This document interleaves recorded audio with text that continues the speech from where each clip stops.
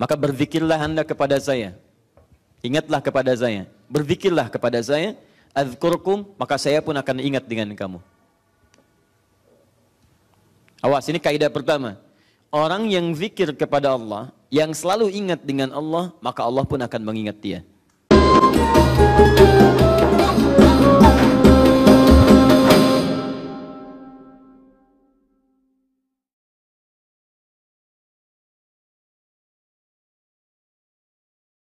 Baik, kita mulai amalan pertama dalam Quran. Dalam Quran ini ada yang sifatnya umum. Quran surah 2 ayat 152. Paling kanan, agak ke bawah. Fadhkuruni adzkurkum. Ada ayatnya? Maka berzikirlah Anda kepada saya. Ingatlah kepada saya. Berzikirlah kepada saya. Adzkurkum, maka saya pun akan ingat dengan kamu. Awas, ini kaidah pertama. Orang yang zikir kepada Allah, yang selalu ingat dengan Allah, maka Allah pun akan mengingat dia. Saya kalau ingat Anda, saya telepon Anda, saya doakan Anda, dan kita berbincang, bukankah Anda akan ingat dengan saya pula? Jika makhluk saja sudah begitu, maka bagaimana dengan Allah Subhanahu wa Ta'ala yang tidak sama sifatnya dengan makhluknya? Laisa kamitslihi syai'. Sekarang perhatikan baik-baik. Ini kaidah ya, ini kaidah. Ini manfaat dari zikir. Tadi saya sampaikan di awal bukan cuma sunnah untuk dilakukan, tapi ada hal yang sangat istimewa. Pertama, Allah meminta kita untuk berzikir. Zikirlah kepada saya dengan amalan-amalan tertentu. Fokus. Maka ketika Anda ingat dengan saya akan ingat Anda kepada Allah. Saya akan ingat Anda kata Allah. Perhatikan baik-baik. Fungsi zikir yang pertama, kita akan selalu diingat oleh Allah Subhanahu wa Ta'ala. Alhamdulillah. Lihat. Allah minta kita ingat Allah dengan kata perintah. Fadhkuruni, ingat kalian kepada saya. Tapi jawaban dari Allah menggunakan bentuk progresif. Mudhari'. Dalam bahasa Inggris bisa present, continuous, dan future.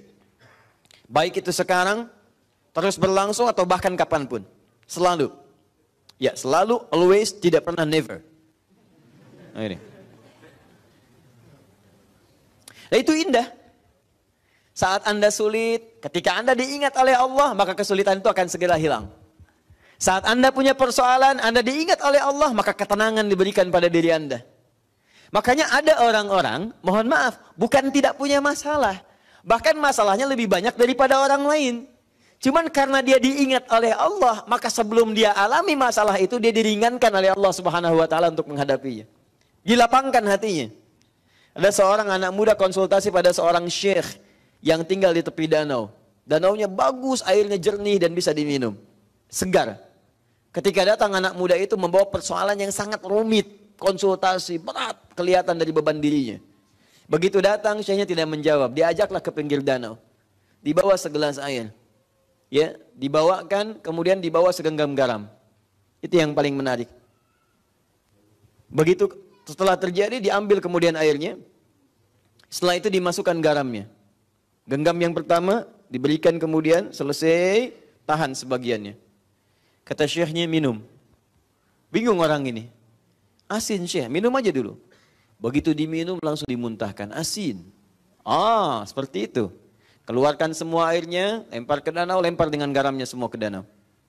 Begitu dilempar, diambil lagi kemudian air menggunakan gelas yang sama. Sekarang minum. Bagaimana rasanya? Segar, tawar. Itulah kondisi hatimu. Masalah sebesar apapun, kalau hatimu itu lapang seluas danau ini, maka kesulitan besar pun akan mengecil. Dan ringan dibawa dalam hidup. Tapi kalau hatimu hanya sesempit gelas ini, maka segala yang terjadi pada dirimu sekalipun hanya sedikit dari garam itu akan terasa asin dalam hidup. Dan tidak akan nyaman terbawa dalam kehidupan. Sedangkan sifat Allah ketika mencintai dan mengingat seorang hamba, maka yang pertama Allah berikan akan melapangkan keadaan dirinya. Makanya Nabi Musa alaihissalam ketika akan berdakwah pada Fir'aun minta kelapangan hati. Rabbi syrahli sadri. Ya Allah tolong lapangkan hati saya. Sebab kalau sudah lapang, mau teriakan, mau cercaan, mau celaan itu gak akan berpengaruh. Dasar Musa begini, begini, begini. Lapang aja, ayo terus. Tapi kalau hati Anda sempit, belum dicela, sudah mencela. Apa, mau nyela? Itu belum dicela tuh. Dan bangga kadang-kadang dengan celaan. Bapak kok marah Pak? Oh saya memang pemarah. Bangga dengan temperamentalnya. Saya memang pemarah, mau apa? Jadi ada sesuatu yang keliru. Tapi kalau hati kita lapang, dan Nabi Muhammad tuh Masya Allah. Nabi Musa minta dikabulkan. Nabi Muhammad tidak minta diberikan oleh Allah Subhanahu Wa Ta'ala. Nabi Musa, Rabbi shrah li sadri wa yassir li amri. Nabi Muhammad belum minta turun ayat alam nashrah laka sadrak. Nabi Musa, Rabbi shrah li sadri. Nabi Muhammad, alam nashrah laka sadrak. Wa wada'na anka wizrak alladhi anqadha dhahrak. Muhammad, kami telah lapangkan hatimu. Sehingga dengan itu semua beban-beban yang kau pikul di pundakmu, berat seperti ngangkat barbel, itu akan terasa ringan dalam hidup. Nabi Musa minta diberikan, Nabi Muhammad belum minta langsung diberikan. Kenapa? Karena puncak amalan Nabi Muhammad itu yang sulit disaingi oleh nabi-nabi yang lainnya. Dijamin surga tapi masih tahajud sampai bengkak kaki dan sebagainya. Dekat dengan Allah, zikirnya kepada Allah dalam. Karena dalamnya itu belum minta sudah diberikan oleh Allah Subhanahu Wa Ta'ala.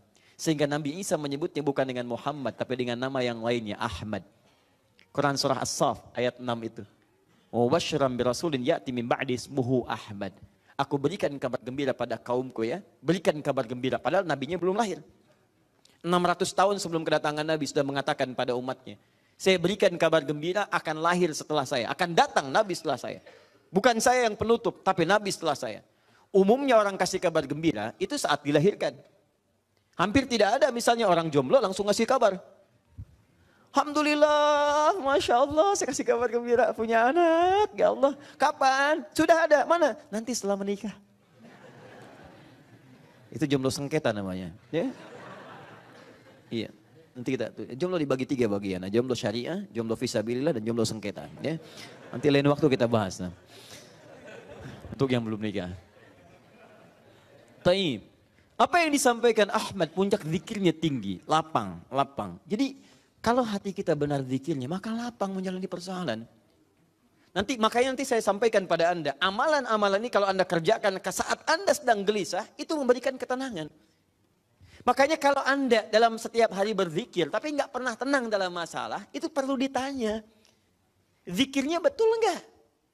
Nyambung nggak dengan Allah? Sebab pasti ada kelapangan itu. Kalau bikin ruwet, belum ada masalah sudah bikin status. Kayaknya hari ini ada persoalan deh. Kayak persoalan belum datang sudah ditulis. Begitu muncul tuh kan, Allah apakah engkau gak sayang aku? Update di Facebook. Kenapa Jeng? Tanya sama orang lain. Ih gak nyangka ya, nyangka tuh. Banyak yang salah. Paham ya? Karena itu kita kembalikan. Ya, jadi ini manfaat yang pertama. Jadi fungsi zikir itu jangan tinggi-tinggi dulu, yang lain-lain dulu. Puncaknya adalah kenyamanan dalam hati, kelapangan. Sama. Ini bukan cuma dengan teman-teman, ustadz juga sama, kiai sama, ya habaib dan sebagainya harus berzikir. Bukan cuma ustadz, saya sudah ustadz, nggak usah saya levelnya sudah, nggak bisa. Zikir. Karena ustadz belum tentu tidak punya masalah Bu. Masalah ustadz bisa lebih banyak daripada ibu. Tuh masalah ibu dipikirin ustadz juga. Ada pertanyaan, masuk kertas dan sebagainya. Ya handphone sampai sakit, nggak bisa dipakai lagi gitu kan. Masuk itu. Tapi insya Allah ketika kita membangun hubungan yang dekat, kita semua, baik Anda ustadz, Anda pengusaha, Anda apapun, maka akan ada kelapangan dalam jiwa. Itu yang pertama. Jadi tolong dievaluasi ya. Kalau selama ini kita berzikir tidak menghadirkan kelapangan dalam jiwa kita, ada sesuatu yang harus disempurnakan.